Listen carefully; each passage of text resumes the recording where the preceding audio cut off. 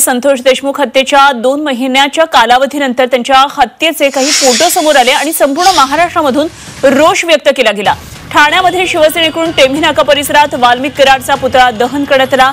अशा प्रकारे हत्या करणाऱ्यांना भर चौकामध्ये फाशी द्यायला हवी अशी मागणी खासदार नरेश म्हस्के यांनी केली। तर लातूरमध्ये मराठा समाज आक्रमक झालेला पाहायला मिळाला।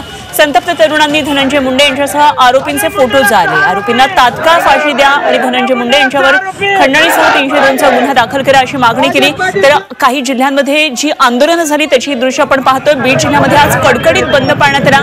तर रायगडमध्ये युवा सेनेनं आंदोलन केलं। लातूरमध्ये मराठा समाजानं आक्रमक होत आंदोलन केलं। तर ठाण्यामध्ये वाल्मिक कराडच्या पुतळ्याचं दहन केलं आणि लवकरात लवकर या आरोपींना शिक्षा व्हावी अशी मागणी करण्यात आली। देशमुखांच्या हत्येचे तीव्र पडसाद आता उमटले। काल संतोष देशमुख यांच्या हत्येकरांचे फोटो समोर आले। कशा प्रकारे सगळी हत्या झाली याचे फोटो अक्षरशः हृदय पिळवटून टाकणारे होते आणि त्यानंतर समाजामध्ये या संदर्भात हळहळ व्यक्त होत होती आणि त्यानंतर आक्रमक होत आज राज्यभरामध्ये अनेक ठिकाणी अशा प्रकारची आंदोलनं झाली। बीड जिल्ह्यात तर आज कडकडीत बंद पाळण्यात आलेला होता। उद्या धाराशिवमध्ये बंद पाळण्यात येतोय। रायगडमध्ये सुद्धाचे पडसाद उमटले। युवा सेनेनं या ठिकाणी मोठं आंदोलन केलं।